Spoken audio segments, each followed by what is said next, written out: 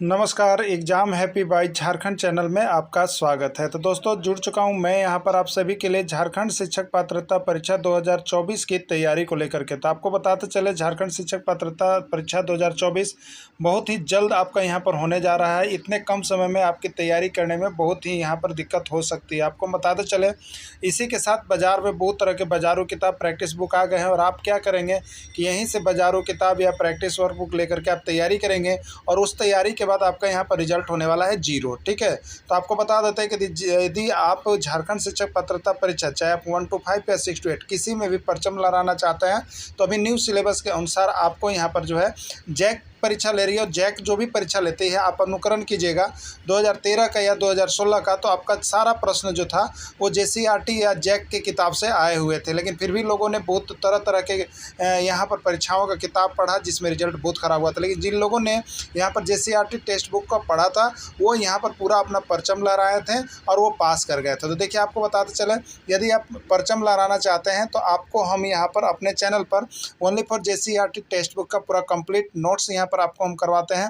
उसके साथ ही साथ आपको यहाँ पर पूरा तैयारी उसका पीडीएफ, उसके साथ उसका रिकॉर्डेड क्लास, उसके बाद लाइव क्लास, उसके बाद ऑफलाइन सारी चीज़ें हम आपको यहाँ पर प्रोवाइड करते हैं। तो आप जेटेट की तैयारी करना चाहते होंगे और 1 से 5 या 6 से 8 में परचम लहराना चाहते होंगे तो आप अभी हमारे यहाँ से कोर्स लेकर के जुड़ सकते हैं। तैयारी शुरू कर दी गई है। यदि 1 से 5 शिक्षक की तैयारी करते हैं तो आपको सिर्फ 500 रुपये लगते हैं और 6 से 8 शिक्षक की भी तैयारी कर रहे हैं तो आपको सिर्फ 500 रुपये लगेंगे और दोनों ही शिक्षक की यदि आप तैयारी कर रहे हैं तो सिर्फ और सिर्फ 700 रुपये में आपका एडमिशन यहाँ पर किया जा रहा है। तो आप सभी अभी के अभी अवश्य जुड़ जाइएगा। परीक्षा में जितने भी दिन हो 10 दिन 15 दिन जो भी बचे हुए हैं आप यहाँ से नोट्स लेकर के पढ़ना नहीं भूलिएगा, क्योंकि नोट्स आपको जेसीईआरटी जैक का किताब को बना हुआ है और 101% यहाँ से आपको प्रश्न भिड़ने की गारंटी दिया जाता है। ठीक है, तो आप सभी अभी कभी अवश्य लेकर के जुड़ जाइएगा और तैयारी कर लीजिएगा जितना जल्द हो सके आप कर लें। और यदि केवल आप नोट्स लेकर पढ़ना चाहते हैं तो नोट्स भी यहाँ से ले सकते हैं। सारा कुछ आपको व्हाट्सएप के माध्यम से प्रोवाइड कर दिया जाएगा ऑनलाइन। तो आप अभी कभी अवश्य जुड़ जाइएगा। चलिए देखते हैं महत्वपूर्ण प्रश्न। टेन 65 डिग्री बट्टा कोट 25 डिग्री का मान क्या होगा आपको बतलाना है। ठीक है, अगर आप तैयारी नहीं किए हैं तो यहाँ पर टाइप हिस्स होने वाले हैं, तैयारी किए हैं तो आपको सेकंड भी नहीं लगेगा। ठीक है, इसलिए तैयारी करके ही जाइए एग्जाम में, क्योंकि प्रश्न आ सकता है। देखिए आपको हम बताए हुए थे कि हम लोग जो यहाँ पर पढ़ते हैं त्रिकोणमितीय अनुपात, उसमें हम लोग याद करते हैं 0 डिग्री का मान, 30 डिग्री का मान, 45 डिग्री, 60 डिग्री, 90 डिग्री, 10 तक हम लोग इसी को कंप्लीट करते हैं। ठीक है, लेकिन अगर इसके अलावे 65 डिग्री आ जाए, 25 डिग्री आ जाए, 38 डिग्री आ जाए, 39 डिग्री आ जाए, 41 डिग्री आ जाए, इस केस में हम लोग क्या करेंगे, इस केस में प्रश्न किस प्रकार से बनता है आप इसको जान लीजिएगा। ठीक है, तो देखिए यहाँ पर 65 है और यहाँ पर 25 है, ये दोनों को मिला के 90 डिग्री यानी पूरक कोण हो जाना चाहिए। तब 65 और 25 को जोड़िएगा तो 5 5 10, 6 2 8 1 9, 90 डिग्री हुआ ना। तो ये इसी तरह से प्रश्न हमेशा बनते हैं, एकदम गांठ बांध लीजिएगा। ठीक है, अब देखिए जब इस तरह के प्रश्न बनते हैं तो इसका आंसर हमेशा इस तरह से बनाया जाता है कि 1 होता है। जब ऊपर नीचे बट्टा में रहेंगे तो 1 और सामने घटाव जोड़ में रहेंगे तो घटाव में रहेगा तो 0 होता है। ठीक है, अब देखिएगा तो यहाँ पर प्रश्न है आपको टेन 65 डिग्री बट्टे कोट 25 डिग्री, तो इस तरह का प्रश्न आया तो हम करें तो क्या करें। ठीक है, तो आप एक तो बता दिए 1 होता है, जिससे 1 होता तो 1 फिर प्लस दे कैसे रहता तो 1 फिर प्लस दे कैसे रहता तो 1 1 2 1 3 इस तरह से होता है। लेकिन ये रटने का चीज नहीं है, इसको आप रटेंगे नहीं, बना करके देख लेंगे। ठीक है, देखिए यहाँ पर टेन 65 डिग्री है। ठीक है, तो आप और यहाँ पर कोट 25 डिग्री है, इसमें से किसी एक को चेंज कीजिएगा, चाहे ऊपर कीजिएगा तो नीचे छोड़ दीजिएगा और नीचे कीजिएगा तो ऊपर छोड़ दीजिएगा। क्लियर बात समझ गया ना।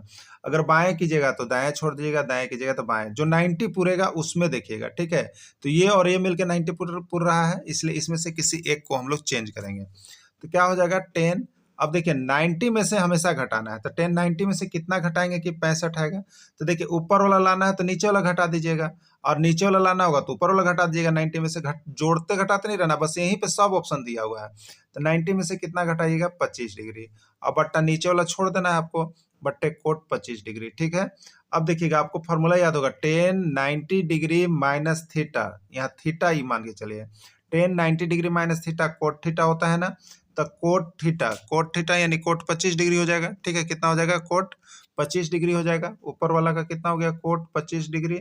अब बट्टा में क्या हो जाएगा बताइए, नीचे तो ऑलरेडी कोट 25 डिग्री है है कि नहीं है? ये कटा कि नहीं कटा? कितना बार में कटेगा? एक बार में कटेगा। तो एक आंसर हुआ कि नहीं हुआ?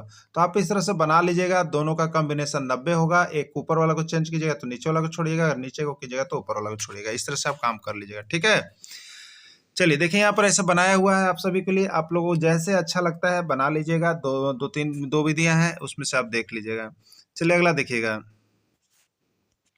कोस 46 डिग्री माइनस साइन 44 डिग्री का मान क्या होगा, आपको बताना है, ठीक है। अब देखिए 46 का मान और 44 का मान किसी को याद नहीं होता है, ठीक ना।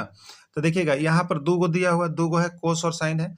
ये दोनों डिजिट को मिला के देखिए 90 हो रहा है कि नहीं। अगर 90 हो रहा है तभी काम कीजिएगा। तो 6 और 4 कितना हो गया? 10, 4 4 8 1 9, 90 हुआ ना? 90 हो गया। चलिए क्लियर, 90 हो गया।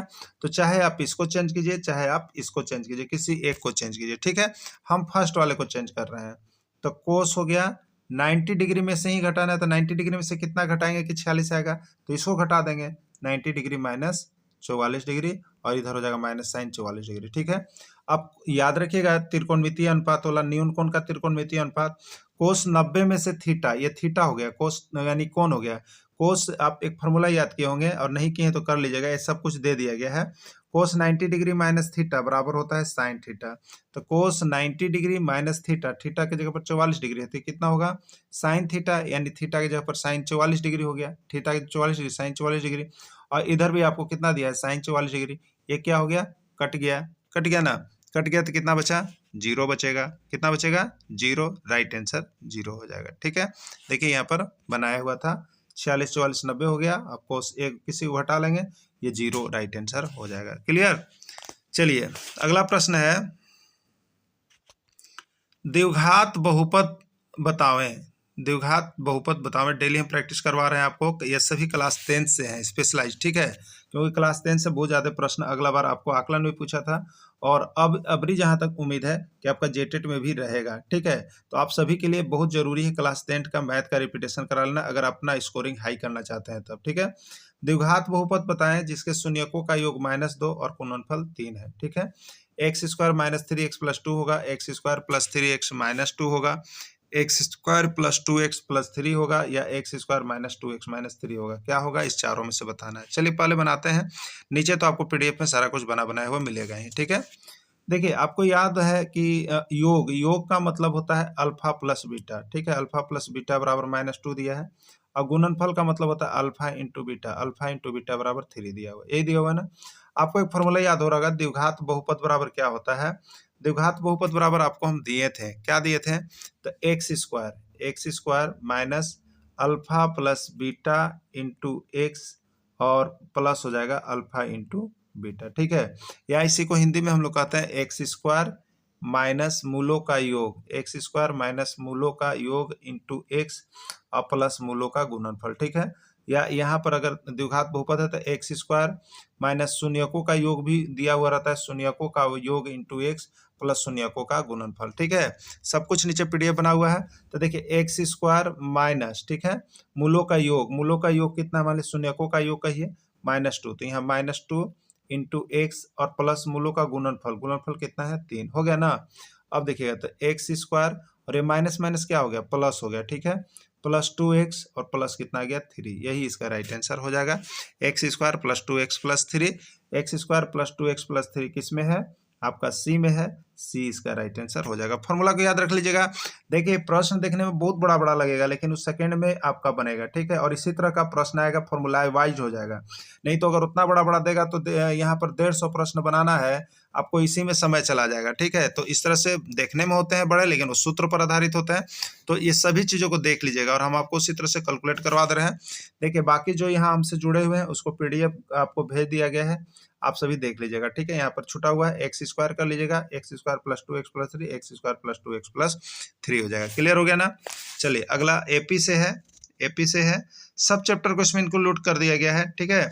एपी से है, एपी 3, 6, 9, 12, 15 का तीसरा पद और सार्वंतर ज्ञात करें। एपी 3, 6, 9, 12, 15 का तीसरा पद और सार्वंतर ज्ञात करें, ठीक है।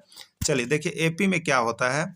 एपी में होता है जैसे ये पहला पद जिसको हम लोग A1 कहते हैं, ये दूसरा पद जिसको A2 कहते हैं, ये तीसरा पद जिसको A3 कहेंगे, ये चौथा पद जिसको A4 कहेंगे, ये पांचवा पद जिसको A5 कहेंगे, ठीक है। अब देखिए तो यहाँ पर जो आपसे पूछेगा पद उसका मान बता दीजिएगा। तो यहाँ पूछा है तीसरा पद, तो पहला पद 3 है, दूसरा पद 6 है, तीसरा पद 9 है, तो 9 आ गया। ठीक है, तीसरा पद 9। और सार्वंतर, सार्व मतलब उसका अंतर, तो अंतर बता दीजिएगा। तो ये A2 में से A1 घटेगा। ठीक है, A2 में से A1 घटेगा, यानी 6 में से 3 घटेगा। फिर A3 में से A2 घटेगा, यानी 9 में से 6 घटेगा। फिर देखिएगा यहाँ पर A4 में से A3 घटेगा, तो 12 में से 9 घटेगा। तो सबका अंतर देखिएगा, 6 में से 3 गया था 3, 9 में से 6 गया था 3, सबका अंतर 3-3 रहेगा। ठीक है, तो यहाँ पर 3 है, यानी राइट आंसर आपका 9 और 3 होगा। ठीक है, 9 और 3 होगा, यानी यहाँ पर तीसरा पद 9 और सार्वंतर 3, तो 9 और 3 इसका राइट आंसर हो जाएगा। देखिए यहाँ पर बना हुआ है 9 और 3, आंसर डी। अगला प्रश्न है, AP 15, 18, 21, 24 का पहला पद और सार्वंतर क्या है? ये आपका कमेंट करना है, आप हमें कमेंट करके बताइएगा कितना इसका आंसर आता है। आप सभी बना करके हमें अवश्य बताएंगे। ठीक है, आंसर यहाँ पर पहले PDF दिया हुआ है, आप कमेंट अवश्य कीजिएगा। चलिए अगला प्रश्न है, पाई एक संख्या है। बहुत बारी प्रश्न एग्जाम में आ चुका है। ठीक है, परिमेय संख्या, अपरिमेय संख्या, पूर्णांक संख्या या कोई नहीं, पाई किस प्रकार की संख्या है? ठीक है, तो पाई जो है यहाँ पर एक अपरिमेय संख्या है। कौन सी संख्या है? अपरिमेय संख्या है। बिंदु 6, -5 में x का नियामक कौन है? 6 है, -5 है, -6 है, कोई नहीं। ठीक है, तो देखिए कोऑर्डिनेट सेक्शन जब हम आपको पढ़ाए हैं, जो इसके पहले पढ़ाई हो गया, देखिए यहाँ एक्सरसाइज वाइज आपको सारा कुछ पढ़ा दिया गया है। ठीक है, सब कुछ पढ़ा दिया गया है, सबका PDF भी दे दिया गया है डीपली। अब यहाँ पर हम लोग चल रहे हैं प्रैक्टिस सेट। प्रैक्टिस सेट में आपको यहाँ पर हम लोग मिक्स कर दिए हैं, मतलब सभी चैप्टर से मिक्स, और बाकी चैप्टर बाई चैप्टर अलग अलग पढ़ा भी दिया गया है। आप वहाँ से नोट्स PDF वीडियो जरूर लेकर के पढ़ लीजिएगा। ठीक है, और यहाँ से प्रश्न बहुत ज्यादा आपके रहेंगे। और खाली देखिए ये बाहर का एक भी प्रश्न नहीं है, ये JCRT जो जैक का किताब है उसी का प्रश्न स्पेशल है, और वहीं से देखिएगा तो 100% प्रश्न आपको आता है। ठीक है, बिंदु 6, -5 में x का नियामक है। तो देखिए बिंदु, जैसे ये निर्देशांक ज्यामिति का प्रश्न है, हम 6 और -5 लिखे हैं या 2 और 4 लिखे हैं, तो आप एक चीज ध्यान दीजिएगा, निर्देशांक जो होता है वो हमेशा XY के रूप में रहता है। किस रूप में रहता है? XY, पहले x रहता है, बाद में y रहता है। तो अब समझिए कि 6 और -5 है, तो इसमें x 6 है और y -5 है, x 6 है और y -5 है। ठीक है, यही 6 -5 का निर्देशांक है। क्लियर? तो 6 -5 में x का नियामक कितना है? x का नियामक आपका 6 हो जाएगा। ठीक है, क्लियर। चलिए अगला देखिएगा, यहाँ पर देखिए इस तरह से बना बनाया हुआ है, 6x, x का नियामक 6, y का नियामक -5। क्लियर? क्या हुआ रहता है, देखिए PDF जो भी लेते हैं ना, उनको यही सब बहुत बेनिफिट्स हो जाते हैं कि आपको सब कुछ बना बनाया हुआ मिल जाता है। आप बना भी सकते हैं, आप पढ़ भी सकते हैं, तो सारी चीज देख लीजिएगा।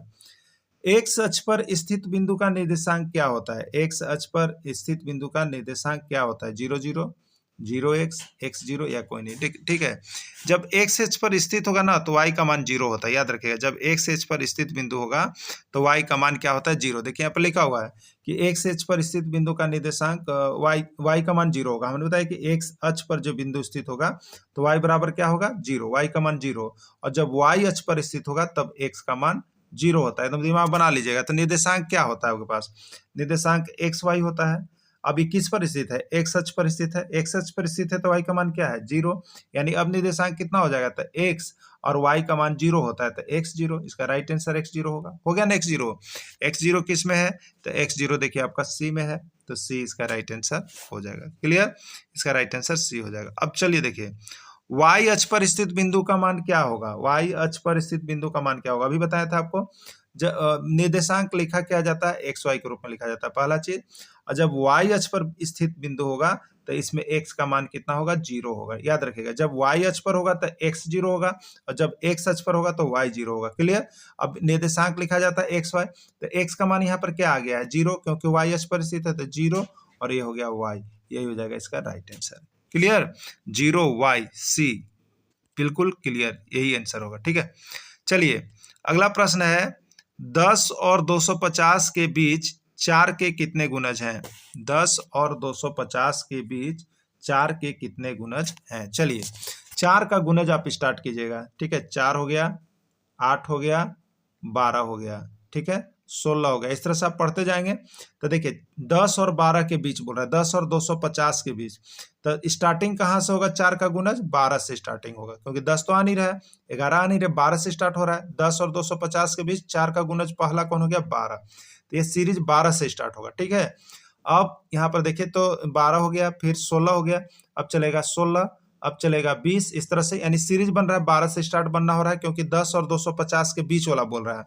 तो 10 और 250 के बीच में पहला पहला जो आ रहा है वो 12 से स्टार्ट हो रहा है। ठीक है, देखिए 12 हो गया, फिर 16 हो गया, फिर 20 हो गया, डॉट डॉट डॉट 250, यानी लास्ट कितना जाएगा।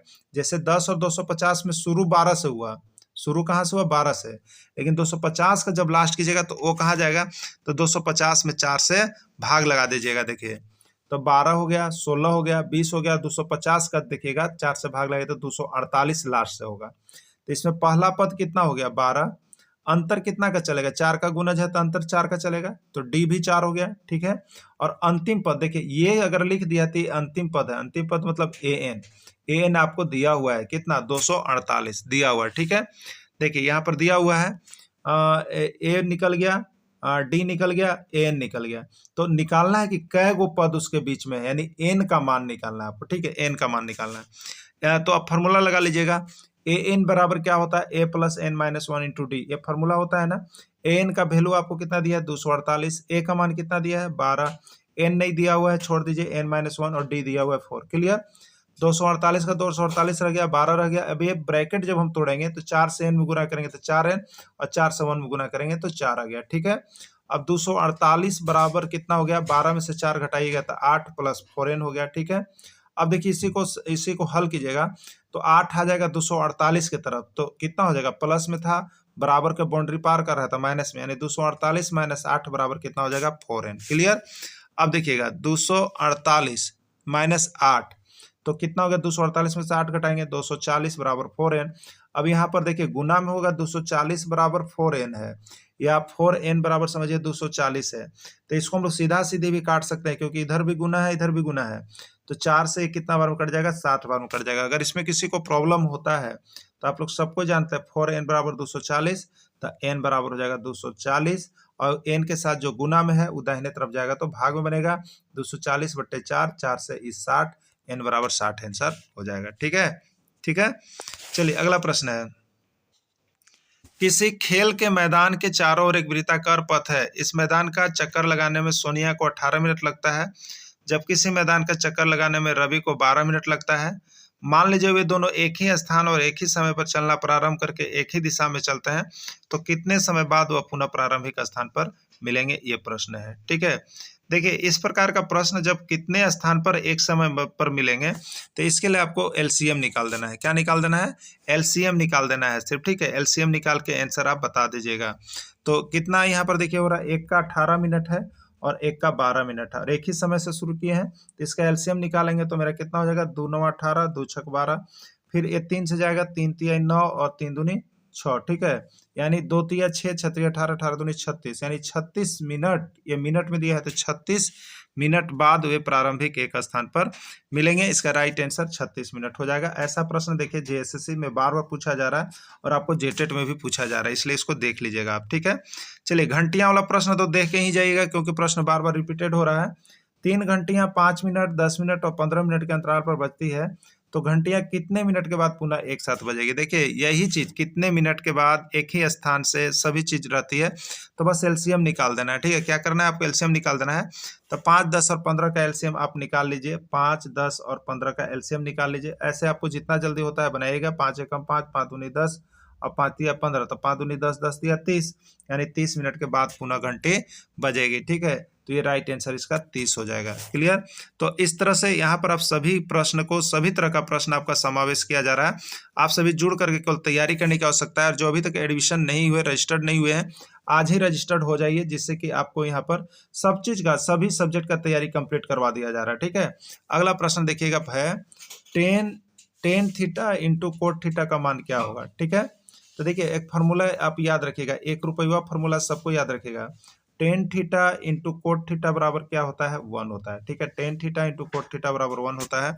आपसे पूछा गया है ten theta into cot theta. ठीक है, 10 हो गया, ब्रैकेट में हम कर लेंगे इसको, ten theta into cot theta. ठीक है, 10 और ten theta into cot theta का मान 1 हो गया, तो 10 इंटू 1 बराबर कितना हो जाएगा, 10। यही इसका राइट आंसर हो जाएगा। ठीक है, यही इसका राइट आंसर हो जाएगा, यही इसका राइट आंसर हो जाएगा। यहाँ पर देखिए क्लियर हो गया। ठीक है, अगला प्रश्न है 7 cos theta into sec theta का मान है। 7 cos theta into sec theta का मान क्या होगा? 7, 8, 14 या 21। ठीक है, तो 7 हो गया। अब देखिए यहाँ पर क्या हो गया, cos theta into sec theta का मान क्या होगा? ठीक है, तो 7 cos theta into sec theta, तो 1 रुपया फॉर्मूला भी आपको बोला याद रखिएगा। तो cos theta into sec theta बराबर 1 होगा, तो 7 इंटू 1 बराबर हो जाएगा 7। यही राइट आंसर हो जाएगा। तो राइट आंसर इसका 7 होगा। 7 किस में है? ए में है। ये आपका क्लियर हो गया। ठीक है, चलिए अगला प्रश्न है। अगला प्रश्न आपके पास है 5 cos theta into sec theta, 6 sine theta into cosec theta, 12 tan theta into cot theta का मान क्या होगा? आपको बतलाना है। क्लियर, देखिए 5 ये cos theta into sec theta बराबर 1 होता है, तो 5 into 1 plus 6 sine theta into cosec theta का मान भी 1 होता है, तो 6 into 1 plus 12 tan theta into cot theta का मान 1 होता है, इंटू 1 हो गया। ठीक है, 5 इंटू 1 कितना हो गया? 5। 6 इंटू 1 कितना हो गया? 6। और 12 इंटू 1 कितना हो गया? 12। ठीक है, 5, 6, 11 और 12 कितना होता है? 23। यानी राइट आंसर इसका 23 हो जाएगा। 23 आपका किस में है? देख लीजिएगा। ठीक है, क्लियर हो गया ना। चलिए अगला प्रश्न है 10 sine square theta plus 10 cos square theta का मान क्या होगा? प्रश्न बहुत ही इजी होगा, लेकिन आप उसको समझिएगा तब। ठीक है, और सब प्रश्न हम यहाँ पर आपको कंप्लीट करवा दे रहे हैं, सिर्फ जुड़ जाइएगा आप यहाँ पर तैयारी के लिए। ठीक है, चलिए देखिए 10 यहाँ पर कॉमन लेंगे, दोनों में, इसमें भी 10 है, इसमें भी 10 है। ठीक है, 10 है ना, 10 कॉमन लेंगे, हमारे पास हो जाएगा क्या? साइन स्क्वायर थीटा, और प्लस इसमें साइन स्क्वायर थीटा बचेगा, और इसमें कोस स्क्वायर थीटा बचेगा। ठीक है, अब देखिए हो क्या गया, तो यहाँ पर हो गया 10, 10 बाहर निकाले तो इसमें बचा साइन स्क्वायर थीटा, और इसमें बच गया प्लस कोस स्क्वायर थीटा। अब फॉर्मूला होता है sine square theta plus cos square theta बराबर 1 होता है। ठीक है, तो 10 इंटू 1 बराबर कितना हो जाएगा? 10। यही राइट आंसर हो जाएगा। क्लियर, यही राइट आंसर हो जाएगा। ठीक है, तो मेरे प्यारे बंधु, आप झारखंड में चाहे अभी जेटेट परीक्षा की तैयारी कर रहे हो, चाहे आकलन परीक्षा की तैयारी कर रहे हो, तो सभी के लिए यहाँ पर सिर्फ 500 रुपये में आपकी तैयारी करवाई जा रही है। वो भी घर बैठे आप तैयारी कर सकते हैं और यहाँ से 100% सफलता प्राप्त कर सकते हैं। तो यदि आकलन परीक्षा में आप चाहते हैं तो आकलन परीक्षा का देखिए यहाँ पर आगाज हो चुका है। 5 जनवरी को परीक्षा होगी, आप यहाँ से जुड़ जाइएगा। और जेटेट परीक्षा की तैयारी कर रहे हो तो जेटेट परीक्षा का भी लगभग समझिए कि डेट आने वाला है, तो वहाँ भी जुड़ जाइएगा और आप देख लीजिएगा। ठीक है, सभी महत्वपूर्ण प्रश्नों को इस प्रकार करवाया जा रहा है कि आपको यहाँ से 100% प्रश्न भिड़ेगा ही भिड़ेगा। तो आप सभी अभी कभी अवश्य जुड़ जाइएगा। मोबाइल नंबर सामने दिया गया है, उससे संपर्क कर लीजिएगा। बिंदु 3, 4 और बी 5, 6 के बीच की दूरी ए बी का मान क्या होगा? ठीक है, बिंदु ए 3, 4 और बिंदु बी 5, 6 के बीच की दूरी ए बी का मान क्या होगा? √2 यूनिट, √3 यूनिट, 2√2 इकाई, या लास्ट में है कोई नहीं। ठीक है, देखिए इसको कैसे हम लोग बनाएंगे। ठीक है, देखिए यहाँ पर अगर बिंदु ए दिया हुआ है, ए दिया हुआ है, और यहाँ पर बी दिया हुआ है, इसके बीच की दूरी का नाम ए बी होगा। ए के लिए आपको दिया है देखिए 3, 4। ठीक है, और बी के लिए आपको दिया है 5, 6। ठीक, ये पहला बिंदु है, तो ये शुरू वाला को लिखिएगा x1 और इसको लिखिएगा y1। ये दूसरा है तो इसको लिखिएगा x2 और इसको लिखिएगा y2। ठीक है, समझ में आ गया। ये पहला बिंदु है इसलिए x1 y1, ये दूसरा है इसलिए x2 y2, क्योंकि शुरू वाला x रहता है, बाद वाला y रहता है, तो 2 है इसलिए एक को x1 और दूसरे को y1, इसको x2 और इसको y2 लिखेगा। यहाँ तो कोई दिक्कत नहीं है। यानी कोई पूछेगा x1 बराबर क्या होगा, तो शुरू वाला 3, और y1 बराबर क्या होगा, तो 4, और x2 बराबर क्या होगा, 5, और y2 बराबर क्या होगा, 6। ठीक है, अब दो बिंदु के बीच की दूरी का देखिए, ये निर्देशांक ज्यामिति पाठ का है। दो बिंदु के बीच की दूरी ए बी बराबर फॉर्मूला से होता है √x2 माइनस x1 का होल स्क्वायर प्लस होता है y2 माइनस y1 का होल स्क्वायर। ठीक है, ये फॉर्मूला होता है। क्लियर, अब देखिए तो x2 में से x1 घटा के उसका स्क्वायर कर देना है, और y2 में से y1 घटा के इसका स्क्वायर कर देना है। ठीक है, अब देखिए तो आपके पास यहाँ पर क्या था, आपके पास इस तरह से था ना, ये ए बना हुआ था, ए था और बी था। ए के लिए 3, 4 था और बी के लिए 5, 6 था। x2 माइनस x1 यही ना है, √x2 माइनस x1, ये x2 है और ये x1 है, तो 5 में से 3 को घटाइएगा, x2 माइनस x1 इसका whole square plus y2 minus y1, y2 कितना है, 6 है, माइनस y1 कितना है, 4 है, 6 माइनस 4 का स्क्वायर हो गया। अब 5 में से 3 घटाएंगे तो कितना बचेगा बताइए, 5 में से 3 घटाएंगे तो 2 बचेगा ना, तो ये 2 का स्क्वायर हो गया, प्लस अब 6 में से 4 घटाएंगे कितना बचेगा, 2 बचेगा ना, ये भी 2 का स्क्वायर हो गया। ठीक है, अब देखिएगा यहाँ पर हो गया 2 का स्क्वायर 4 और ये भी 2 का स्क्वायर 4, 4 4 कितना हो गया, 8 हो गया। 8 को जब आप हल करेंगे तो कितना आएगा, 8 को हम लोग जब तोड़ते हैं तो 2 चौके 8, 2 दूनी 4, यानी 2 गुने 2 गुने 2, यही हो गया ना।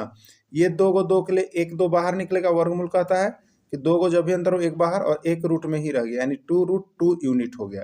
क्या हो गया इसका मान, 2√2 यूनिट।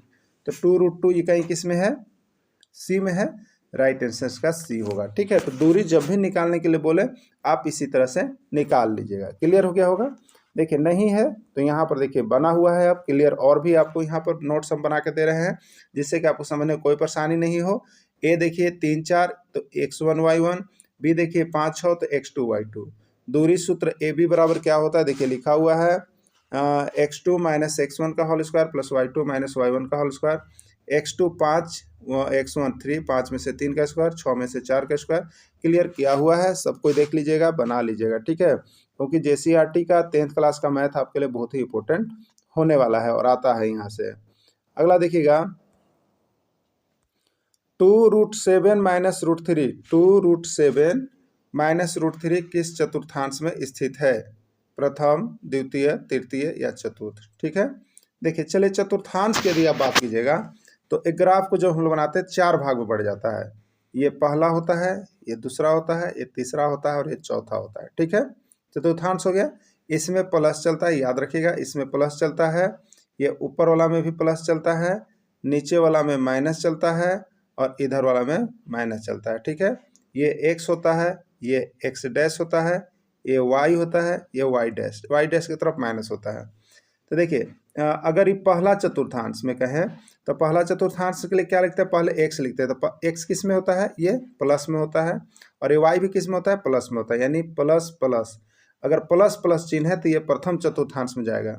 अब दूसरे चतुर्थांश की बात करें तो पहले x लिखते हैं, तो x इधर किस में है, देखिए माइनस में है ना, तो माइनस, और y किस में है, प्लस, यानी माइनस प्लस, ये द्वितीय चतुर्थांश में जाएगा। अगर तृतीय की बात कीजिएगा तो x किस में है, माइनस में, और इधर y भी किस में है, माइनस में, यानी माइनस माइनस, ये तृतीय चतुर्थांश हो गया। और चौथा में चलिएगा तो x किस में है, देखिए प्लस में है, और y किस में है, देखिए माइनस में है, प्लस माइनस, ये जाएगा आपका यहाँ पर चतुर्थांश में। ठीक है, तो आपका क्या चीज़ है यहाँ पर देखिए 2√7 और -3। ठीक है, 2√7 क्या है, 2√7 और -3, यानी प्लस और माइनस, इसको देखना है। ये डिजिट से कोई मतलब चिन्ह केवल देखिएगा, प्लस माइनस से किस चतुर्थांश में जाएगा, तो x वाला प्लस है, x वाला प्लस है, ऊपर देखिए x वाला प्लस है, और y वाला x प्लस है। ठीक है, x प्लस यही है, तो x प्लस है। ठीक है, x क्या चीज़ है आपका, प्लस है, तो x प्लस हो गया। ठीक, और y क्या हो गया, माइनस, y क्या हो गया, माइनस। ठीक है, तो प्लस और माइनस, ये क्या था आपका, प्लस प्लस था। ठीक है, ये आपका क्या था, प्लस प्लस था, ये आपका क्या है, प्लस और माइनस, इसमें आ रहा है, यानी चतुर्थांश में, किस में जा रहा है, चतुर्थांश में ये जा रहा है प्लस माइनस, तो राइट आंसर हो जाएगा डी, चतुर्थांश हो जाएगा। ठीक है, नीचे देखिए बना हुआ है, नीचे देखिए बना हुआ है, द्वितीय में माइनस प्लस है, प्रथम में प्लस प्लस है, तृतीय में देखिए माइनस और माइनस, तृतीय इधर घर है ना, ये घर तृतीय का है, तो ये x माइनस है और y माइनस है, माइनस माइनस तृतीय, और ये देखिएगा तो x प्लस है, y माइनस है, ये चौथा घर है, तो प्लस माइनस आपका था, प्लस और माइनस, यही चिन्ह था ना, देखिए यहाँ पर प्लस और माइनस, ये प्लस में था और ये माइनस में था। ठीक है, चतुर्थांश में हो जाएगा क्लियर। क्लियर हो गया है, क्लियर हो गया ना आपका, चलिए क्लियर हो गया, चतुर्थांश में स्थित है। अगला प्रश्न देखिएगा 7 sec square theta -7 tan square theta बराबर कितना होगा, आपको बताना है। प्रश्न ये 3 बार रिपीटेड किया गया है। ठीक है, 7 होगा, 8 होगा, 9 होगा या 10 होगा, क्या होगा आपको बताना है। ठीक है, 7 sec square theta -7 tan square theta का मान क्या होगा।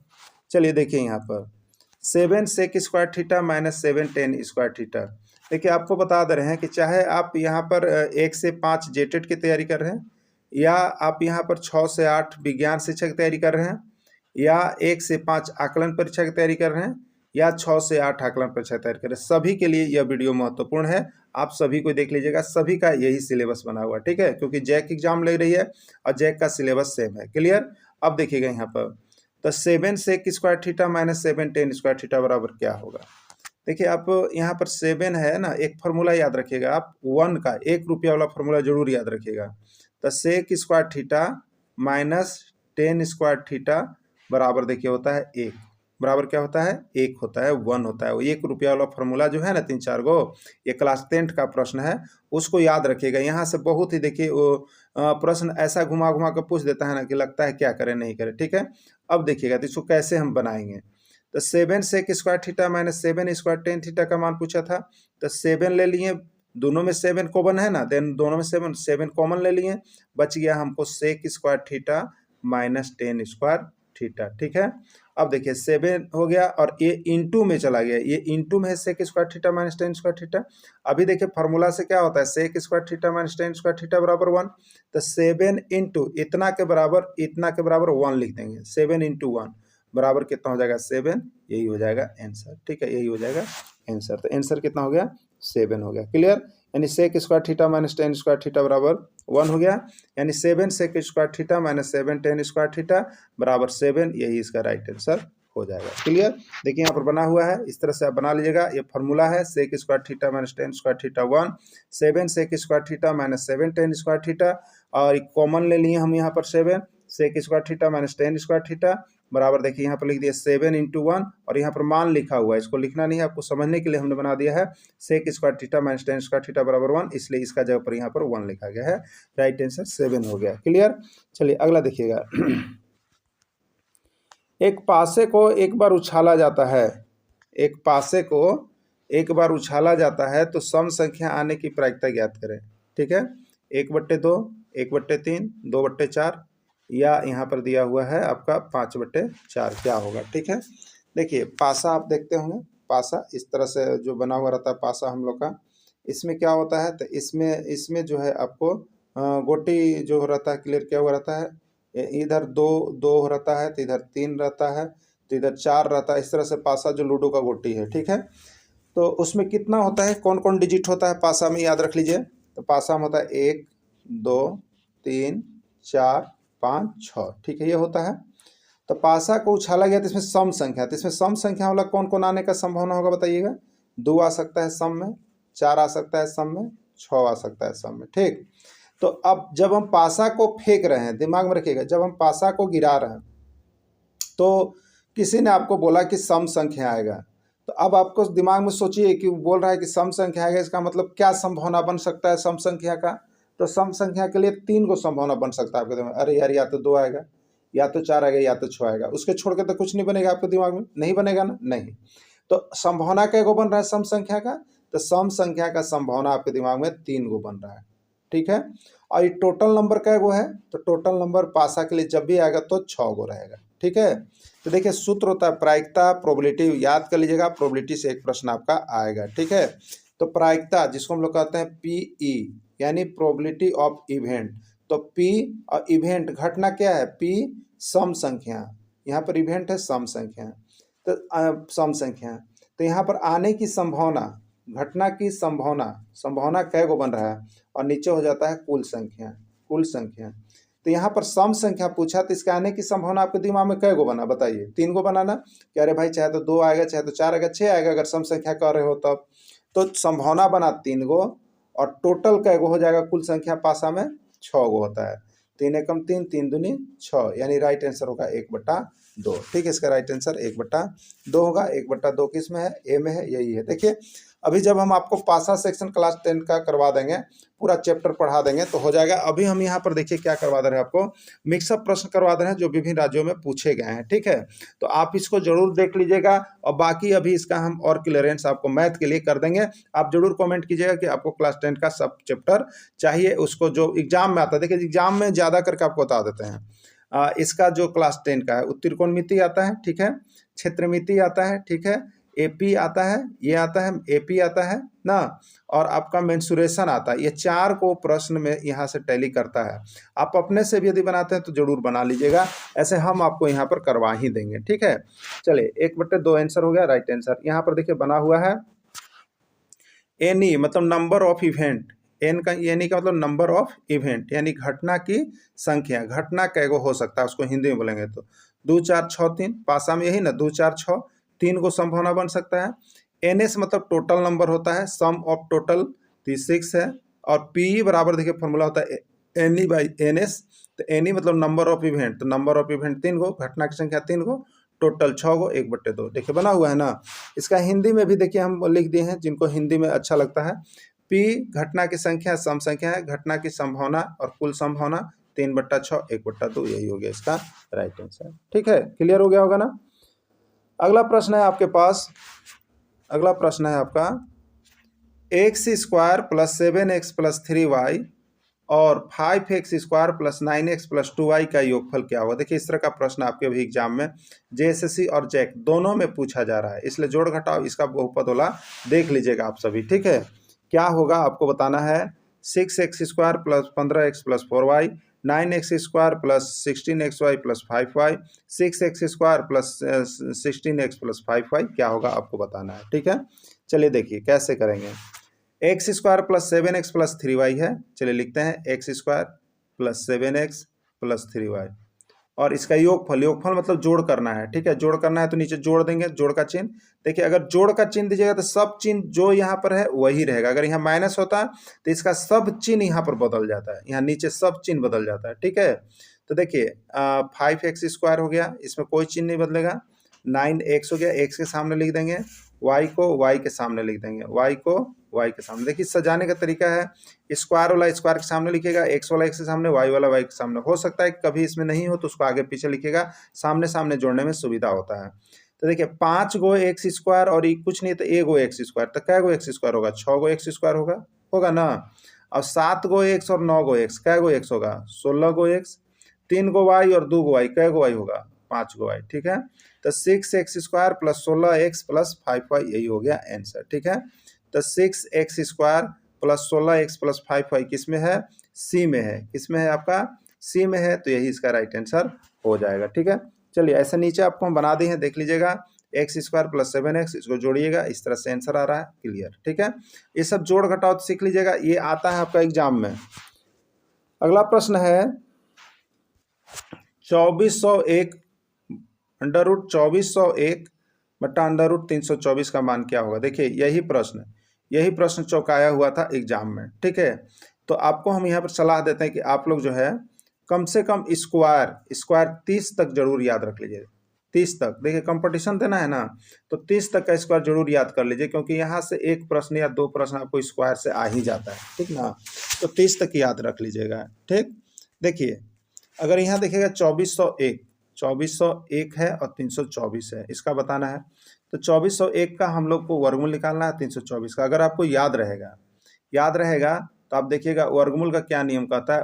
ये 49 का स्क्वायर है, ठीक है। ये एक है ना तो एक हो गया, एक कितना का स्क्वायर होता है, चाहे तो 9 का स्क्वायर कीजिएगा तो 81, यानी इसका इकाई अंक 1 होगा, या 1 का कीजिएगा तब होगा, ठीक है। तो 1 हो गया। और 24 देखिएगा, 24 जो है ना, 24 आपको जो है, ये आपको जब हम 50 का स्क्वायर करते हैं, 50 ना, तब 2500 होता है, उसमें से 1 घटाइएगा 49। तो यहाँ पर आप क्या कीजिएगा, इसका वर्गमूल निकाल लीजिएगा अगर याद नहीं रहेगा तो। यानी ये 49 का है, कितना का है, 49 का है। तो देखिए निकालेंगे कैसे, तो 2401 को तोड़ लीजिए, फटाफट तोड़ लीजिएगा। अगर नहीं आता है तो यही आपके पास विकल्प है, नहीं तो याद रखिए। ये कितना से जाएगा, देखिए आपको ये 7 से जाएगा, ठीक है। 17 कितना हो जाएगा, 17 21 हो जाएगा। अब 30 बच गया, 7 चौक 28 और 17 21 हो गया, ठीक है। फिर 7 से जाएगा आपका, तो 7 से आप दीजिएगा तो 17 21 7 चौक 28, ठीक है। 7 चौक 28, 6 बच गया और 3 7 9 63 हो गया। फिर 7 7 49, 4 हो गया ना। तो √2401 बराबर 4 को 7 लिख दीजिएगा। और 324 तो आप लोग जानते होंगे 18 का स्क्वायर है, ठीक है। 324 18 का स्क्वायर है। और नहीं जानते हो तो मान लिया आप तोड़ते जाइएगा, 2 से जाइएगा तो 2 से 1 हो गया, 2 छक 12 हो गया, 2 दूनी 4 हो गया। इसी तरह से कीजिएगा, 2 अट्ठे 16 हो गया और 2 एकम 2 हो गया। फिर 81 है तो 3 से हो गया 27, फिर 3 से हो गया 9, 4 बार जाएगा। ठीक है, 4 बार जाएगा और 2 1 बार जाएगा। क्लियर।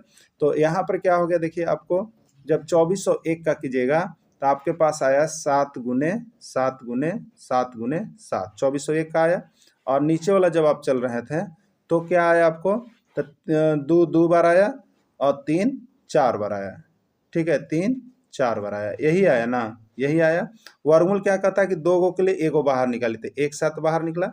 ये 2 गो के लिए 1 गो बाहर निकाली, एक साथ बाहर निकला, यानी वर्गमूल साइन यहाँ पर क्या हो गया, खत्म हो गया। और ये 2 गो के लिए 1 गो निकालेंगे तो 2 निकलेगा।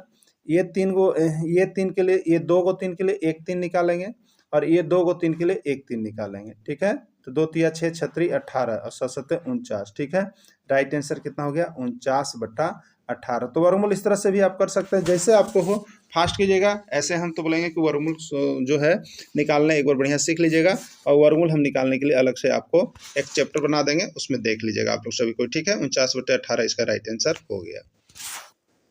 एक फिगर बना हुआ है देखिएगा, 45 डिग्री 90 डिग्री एक्स।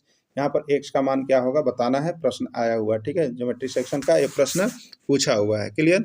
देखिए इसको कैसे हम लोग बनाते हैं, इस तरह का फिगर जब भी आपके आ जाए, देखिए ये अंतःकोण है, ये क्या है, अंतःकोण है, और ये क्या है, बाह्य कोण है। ठीक है, इसको हम लोग कहते हैं बाह्य कोण, और इसको हम लोग कहते हैं अंतःकोण। ठीक है, तो देखिए बाह्य कोण क्या होता है ना, देखिए ये जो बाह्य कोण होता है, अभिमुख, अभिमुख मतलब इसके सामने, अभिमुख मतलब इसके सामने, ये सामने कोणों के योगफल के बराबर होता है। अभिमुख कोण, बाह्य कोण जो होता है, अभिमुख अंतः कोण के योगफल के बराबर होता है। ठीक है, और ऐसा दिया हुआ रहेगा, नहीं दिया हुआ रहेगा तो आप सामने सामने निकाल लीजिएगा। ठीक है, जैसे ये तो एक्स निकालना है तो इधर वाला दोनों देखेंगे। अगर मान लीजिए इधर दिया हुआ रहता तो इधर का अभिमुख कौन होता है, ये दोनों होता। ठीक है, अगर इधर बढ़ाया हुआ रहता है, इधर का अभिमुख कौन होता है, ये दोनों होता। अभिमुख मतलब उसके सामने वाला, एकदम क्लियर हो जाएगा ना। तो देखिए इसका अभिमुख ये और ये होगा। क्लियर। तो ये 90 डिग्री और 45 डिग्री जोड़ दीजिएगा तो कितना हो जाएगा, 135 डिग्री। यानी अभिमुख बाह्य कोण जो होता है, अभिमुख अंतः कोण के योगफल के बराबर होता है, यानी 135 डिग्री होगा, ये नियम कहता है। क्लियर। देखिए यहाँ पर लिखा हुआ है कि बाह्य कोण, देखिए यहाँ पर क्या लिखा है, बाह्य कोण अभिमुख अंतः कोण के योगफल के बराबर होता है, इसलिए x बराबर उसके अभिमुख में कौन कौन था, 90 डिग्री और 45 डिग्री, 135 डिग्री हो जाएगा। ठीक है, जैसे मान लीजिए कि इस तरह का आपको प्रश्न हम दे देते हैं। ठीक है, इस तरह का प्रश्न दे देते हैं ना, छोड़िए अबर इधर नहीं रहता, इस तरह का प्रश्न आपको हम दे रहे हैं, और अबर इधर है मान लीजिए। ठीक है, और यहाँ पर है आपको 30 डिग्री, और यहाँ पर है आपको 40 डिग्री। ठीक है, और यहाँ पर बताना है x का मान। तो क्या कीजिएगा, इसको आप बना करके हमको बताइएगा, ये बाह्य कोण है, इसका मान क्या होगा, तो फटाक से आप देखिएगा तो हो जाएगा इधर 30 डिग्री और इधर 40, यानी 70 डिग्री आंसर लिखिएगा ना, लिखिएगा ना। इसके अभिमुख में ये सामने है, अभिमुख इसके देखेगा तो इधर दोनों दिखाई देगा उसको सामने, तो यही होता है योगफल ना। अब एक आप बना करके हमको कॉमेंट कीजिएगा। ठीक है, एक बना करके हमको कमेंट कीजिएगा। इसको हम अब डायरेक्शन चेंज कर देते हैं, अब हम ऊपर का दे देते हैं। ठीक है, ऊपर का दे दिए। क्लियर, ऊपर दे दिए, और यहाँ पर दे दिए वाई। इसका वाई कौन बताना है, यहाँ पर है 50 डिग्री, और यहाँ पर है आपका 70 डिग्री। ठीक है, क्या होगा इसका वाह्य कोण, ये बताना है आपको। आप क्लियर करके हमको कमेंट कीजिएगा। क्लियर। चलिए अगला देखिएगा, और अगला भी है।